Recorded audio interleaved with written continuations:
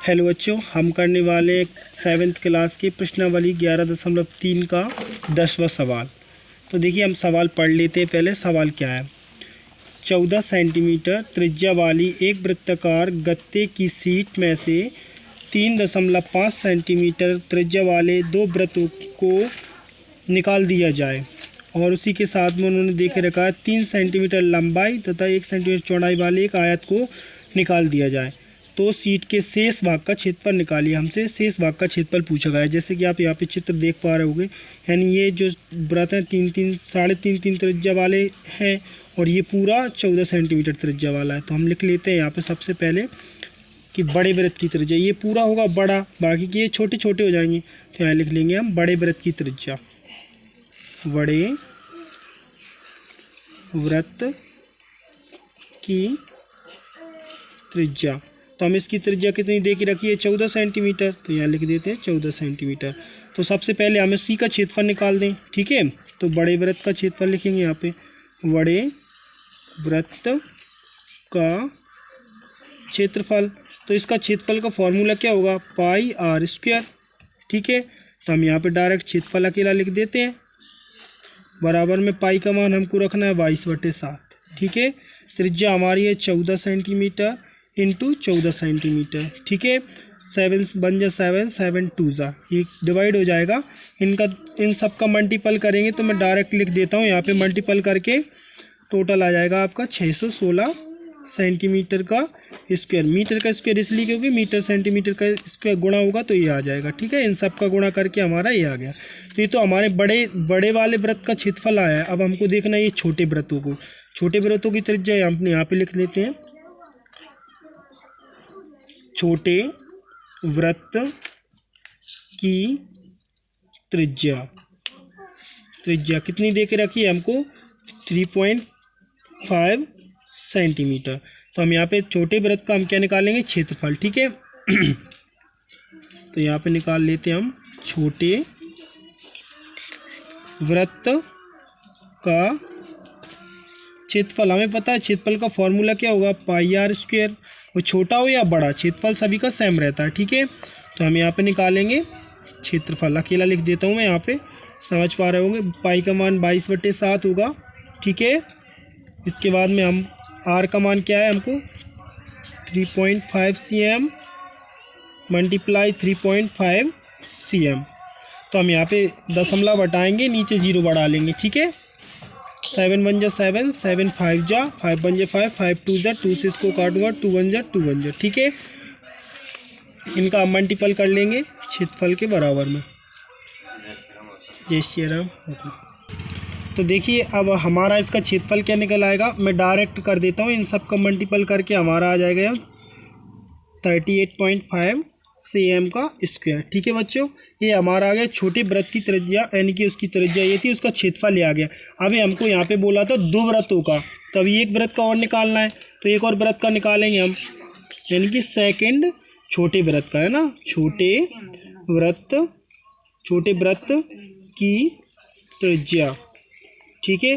तो यहाँ पे हम लिख देंगे छोटे वृत्त की त्रिज्या क्या होगी, वही सेम ही है दोनों की, ठीक है। इसका क्षेत्रफल निकालेंगे हम। तो छोटे वृत्त का, मैं इसको सही बना दे, क्षेत्रफल हमें पता है क्या होगा, पाई आर स्क्वायर, ठीक है। तो हम क्षेत्रफल निकालेंगे, यहाँ पे क्या आ जाएगा 22/7, 3.5 cm मल्टीपल 3.5 cm। इन सबको हम यहाँ पे इसको दशमलव बढ़ाएंगे, 0 बढ़ाएंगे, इसको यहाँ पे काट दिए, इसको यहाँ पे काट दिए। इसका टोटल क्षेत्रफल हमारा निकल के क्या आएगा, जो इसका आया था, ये इसका आया था, वो इसका आ जाएगा। कितना आ जाएगा, 38.5 आएगा, ठीक है। ये हमारे दोनों छोटे वृत्तों के क्षेत्रफल आ गए। अभी देखिए हमको यहाँ पे क्या वो लगाया है। तो देखिए हमसे अभी हमने किन 3 चीज़ों का निकाला, बड़े वृत्त का निकाला, छोटे दोनों वृत्तों का निकाला, ठीक है। अब हमको चाहिए आयत का। तो यहाँ पे हमको क्या देख के रखा है, आयत का निकालना है हमको। सवाल की तरफ करो, हमें आयत का निकालना है यहाँ पे। तो आयत का क्या आएगा, 3 सेंटीमीटर और आयत की लंबाई यहाँ पे लिखते हैं हम, आयत की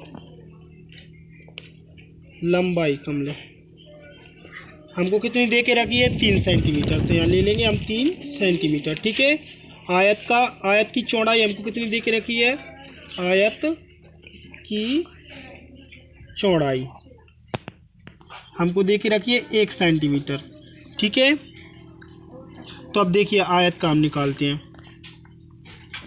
आयत का क्षेत्रफल आप सभी लोगों को पता ही होगा, आयत का क्षेत्रफल बराबर में होता है लंबाई इंटू चौड़ाई। ठीक है, तो हम यह लिख सकते हैं आयत का क्षेत्रफल बराबर क्या हो जाएगा, लंबाई कितनी दे के रखी है हमको 3 सेंटीमीटर, मल्टीप्लाई चौड़ाई कितनी देखिए 1 सेंटीमीटर, तो इसका क्षेत्रफल निकल के कितना आ जाएगा 3 cm का स्क्वायर।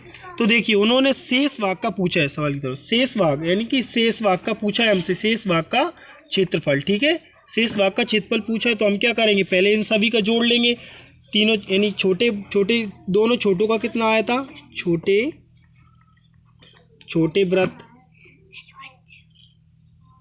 वृत्त का क्षेत्रफल कितना है दोनों का 38.5 cm स्क्वायर, दूसरे का भी 38.5 cm स्क्वायर, और इधर हमारा इसका कितना निकल के आया प्लस 3 cm का स्क्वायर।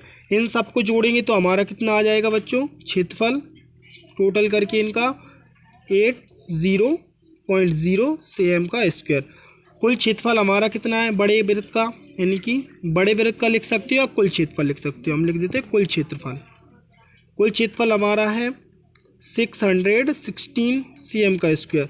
इसको इसमें से माइनस कर दें तो शेष भाग निकल आएगा, शेष भाग का क्षेत्रफल बराबर में हम क्या रख सकते हैं 616 cm square minus 80 cm square.